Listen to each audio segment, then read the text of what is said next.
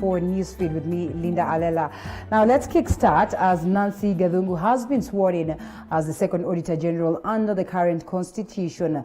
Gathungu was sworn in a few minutes ago.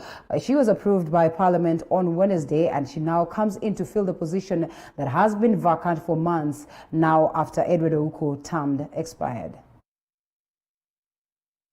I, Nancy Janet Kafoi Gathungu, having been appointed the Auditor General under the Public Audit Act 2015, do solemnly swear that I will at all times obey, respect, and uphold the Constitution of Kenya and all other laws of the Republic, that I will faithfully and fully, impartially, and to the best of my ability, discharge the trust and perform the functions and exercise the powers devolving upon me by virtue of this appointment without fear, favor, bias, affection, ill will, or prejudice. So help me God.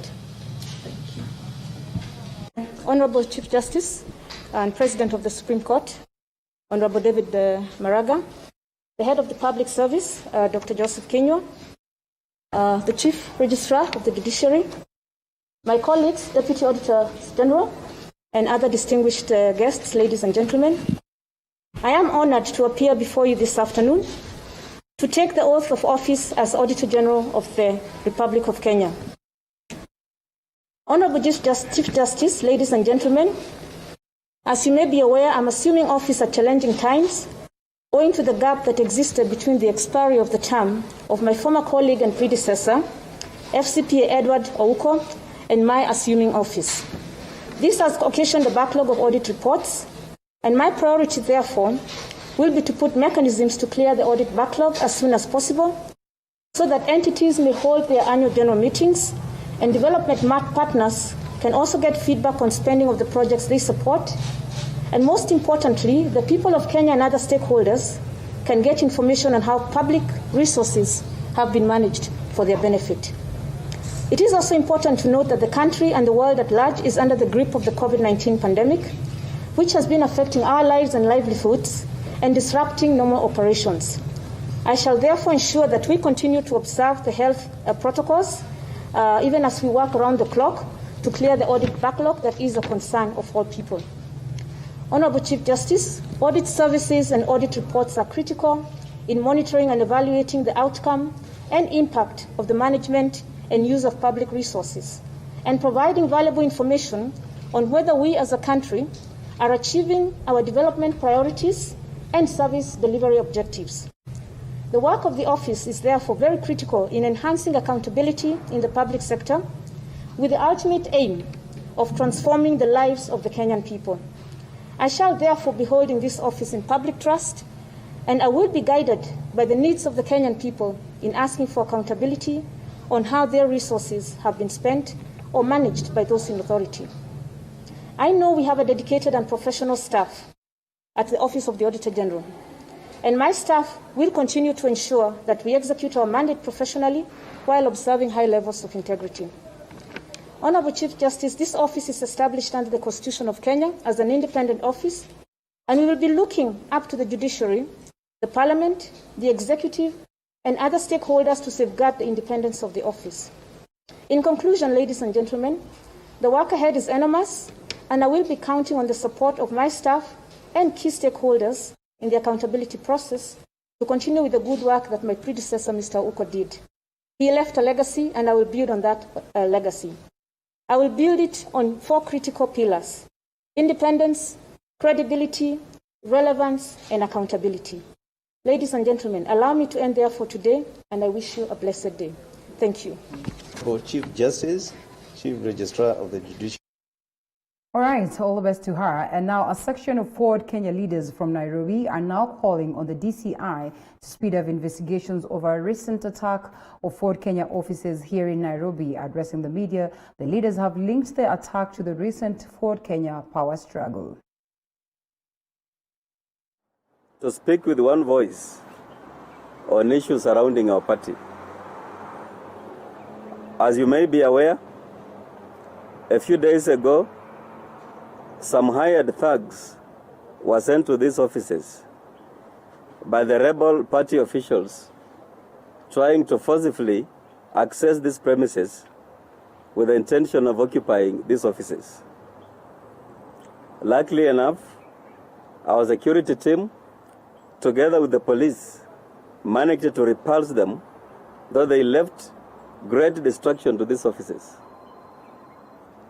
In that regard, we want, in the strongest terms possible, condemn the heinous act of attack financed by rebel party officials led by Honorable Eseli Omunyinyi, Honorable Eseli Simiyu, and Wafula Omunyinyi, both who are members of parliament on this party. And we call upon the DCI to speed up investigations in the matter for the culprits to be brought to book, since a section of them were captured on camera and we can identify them.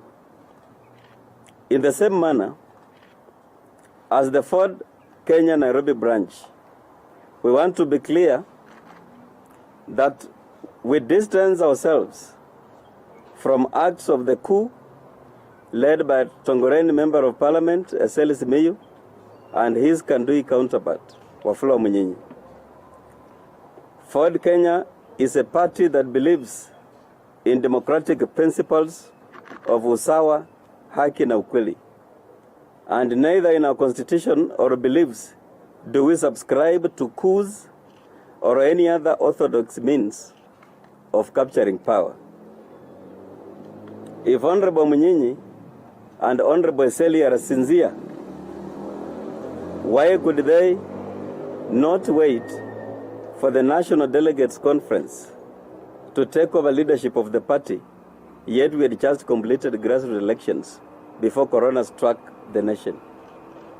In fact, it is the Secretary General who wrote the Registrar of Political Parties notifying her about the postponement of the National Delegates Congress following the Corona pandemic in the country. It is therefore ridiculous that a Secretary General of a party like Eseli, who is supposed to plan and popularize activities of the party, has become a crybaby all the time, crying that the party has failed to achieve this and that, yet is the one who should be spearheading the process.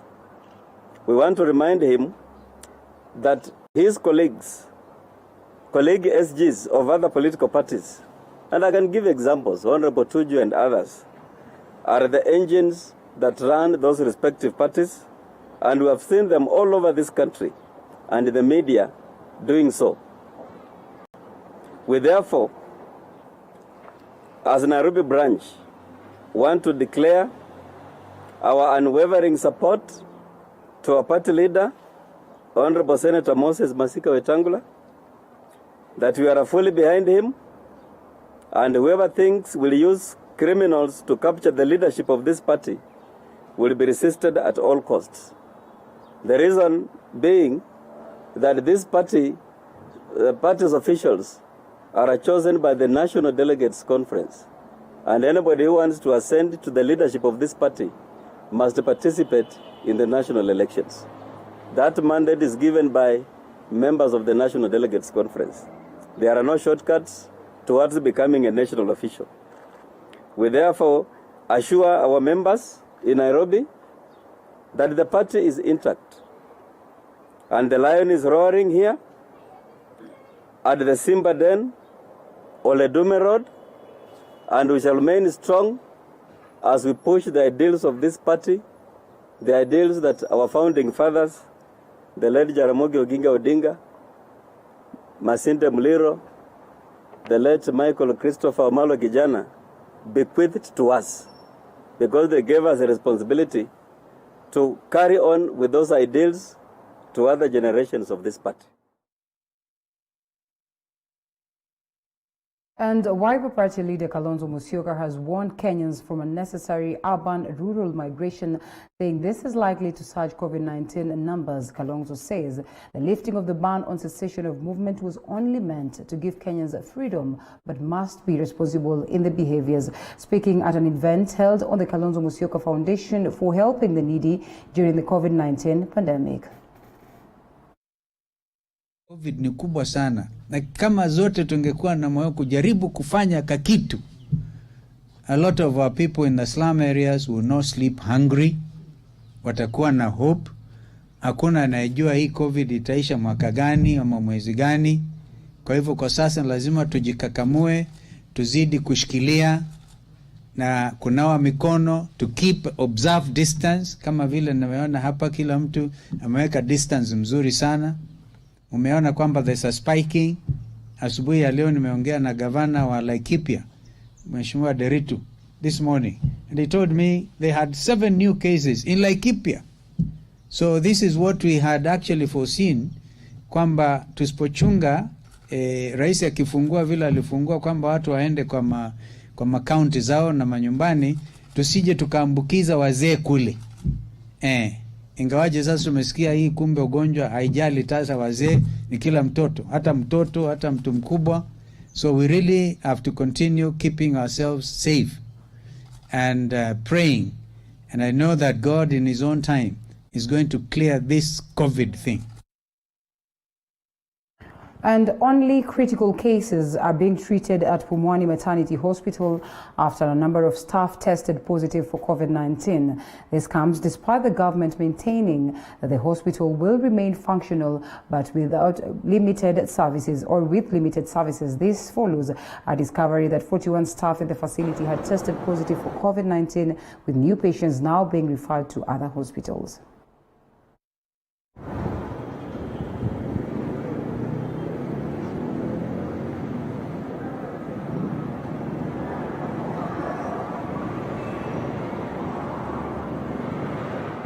First of all is to thank the management of the hospital, because for now they have done the fumigation, and also there is no congestion in the hospital. Even in the entrance, as you can see, there are no many patients. And for me, my case was special because I have a patient inside. She delivered well and she is being taken care of. I have to be tested and then to wash my hands and to sanitize. And the High Court in Garsen, Tana River County has issued arrest warrants against 6 Kenya Wildlife Service officers attached to the Tsavo East National Park in Voi for failing to appear in court for the mention of their case. The 6, William Lopoliana, Joseph Mbogwa, Joroge, Duncan Gishuki Irungu, Santos Opio, Diba Gonso Banchale, and Mohamed Kulo Dube are accused of killing 50-year-old Lami Bocha on December the 24th, 2018 at Huri area in Tsavo East National Park. It is clear that the accused have broken the bond terms. It is also clear that council takes responsibility for misinforming them. However, it is the court's view that an accused person granted bond or bail takes personal responsibility for the bond conditions. Counsel on record is cautioned to be more vigilant on his client's case to avoid further delay in the matter, and particularly because of the anomaly of one of the accused not having taken plea. The court takes the considered view that the cancellation of bond will secure the expeditious and fair proceedings.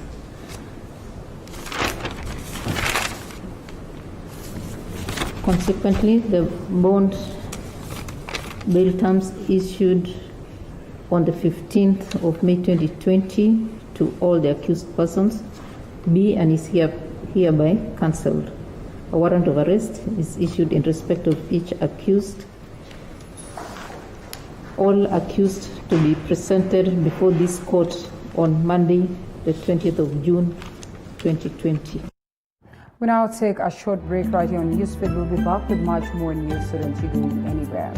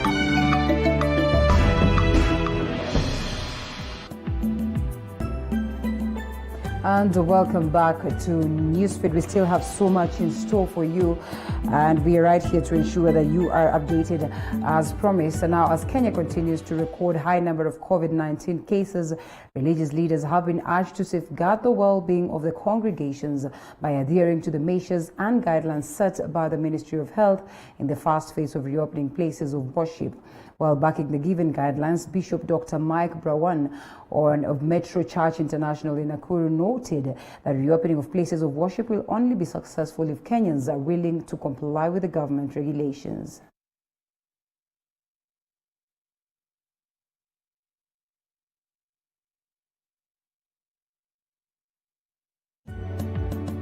These things that they require, the requirement the government wants, is not for the government, it's for the health of our people. I don't want to have my members dying just because we were careless. So once again, I want to request Kenyans to know they should wash their hands, they should sanitize their hands, they should wear the mask wherever possible is, because it's very, very important. At the same time, I want to request Kenyans, they should keep social distancing. That's what we have done in the church. And elsewhere, a 23-year-old man in Lugulu Butula constituency has committed suicide.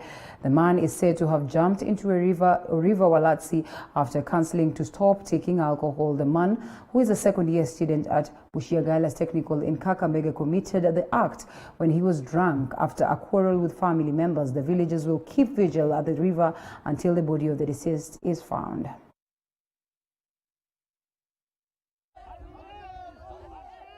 Nakuomba nyinyi serikali, machifu, wamekuja kuuza maji ya mtoto. Sisi wamekataa.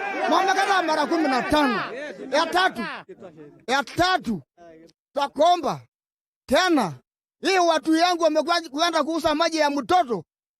Munye hapa dunia hii na munye sukulu wamekataa mara 15. Wamekataa kabisa. Kuna chifu mmoja enye amekuja kutumia wakati enye tuko ya corona. Wakati yenye shule imefungwa, wakakuja kutumia hiyo wakati kuuza maji.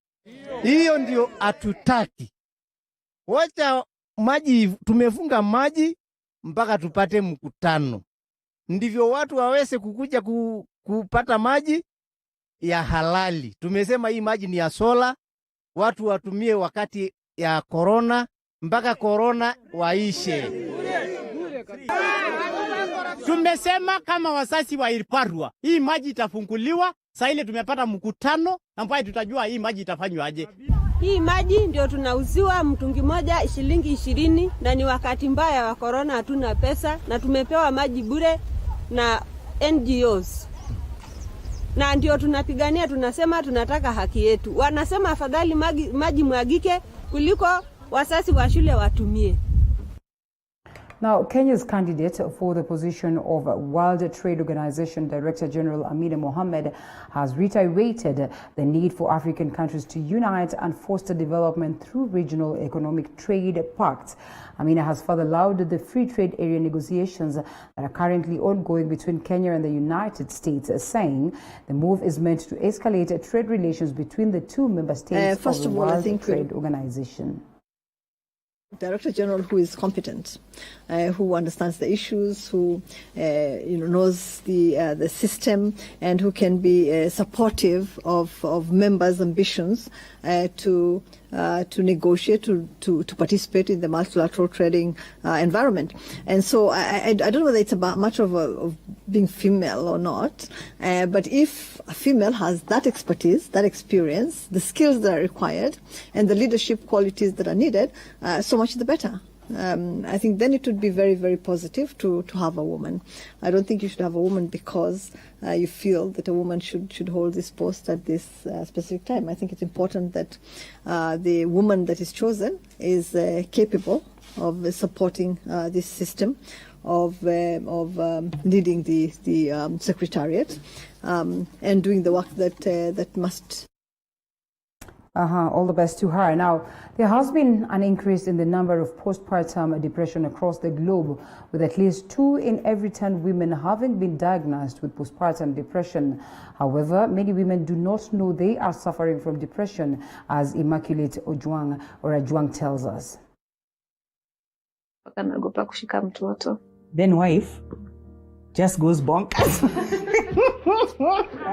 The woman is, I must also give it to him. He stayed, he was here 5 straight weeks.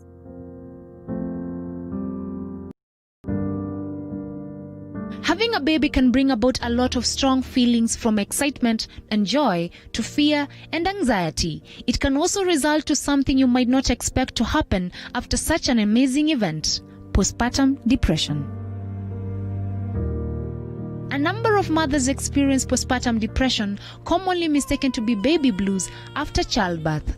Many women feel confused about struggling with sadness after the joyous event of adding a new family member, and often don't talk about it. Meet Doris Mudhoni, a mother of one and a survivor of postpartum depression. Doris underwent postpartum depression immediately she gave birth to her son Aiden. From a distance, Doris is a jovial lady and full of life. I was like, because my baby was not breastfeeding, he couldn't breastfeed. Like I was trying all I could. Nilikuwa namweka tu hapo, he couldn't. So that was the first thing nilikuwa inani stress. Another thing, my baby was like the skin. I didn't know, like when babies are born, they have a rough skin which is supposed to peel off. So I could touch my baby's skin and she was like polythene. Ilikuwa inani stress. Another thing, the hospital bed. It was me. I just felt like it was too small. So I had that fear, like if I sleep with the baby is going to fall. Despite having an immense love for her son, the depression affected her relationship with the innocent boy. Much I was trying to put on a brave face, I couldn't. Like at night I just used to stay there and cry the whole time, and I didn't even, hata sikuwa nataka kushika mtoto. As in, I feel like, guy, is this like what I signed myself up to? Like, mtoto, as in, it's ni stress yani. Meet Jen Mikwa, a mother of 3 whose story is similar to Doris' story. After her second birth, Jane underwent postpartum depression. Talking about these emotions, changes and challenges is one of the best ways to cope. For me it was something that, a disease that came to interfere with my time with my baby. Because at that time when I was going through it and having it, I was not able to function as a mother. Mother should. I was not able to love my babies as I was supposed to. So it was very frustrating and very hard at the same time, because it's something you don't have power over. It just comes, just like a disease, malaria and others are disease. You can't just snap out of it, contrary to what people think, that just snap out of it. The country has recorded an increase in the number of mental illnesses during the COVID-19 pandemic, with 1 in every 10 Kenyans living with mental illnesses such as postpartum depression. Many parents in Kenya suffer silently from postpartum depression without their knowledge. With the illness affecting female parents more than male parents are also victims to this illness. Let's say that 1 in every 10 men undergo postpartum depression.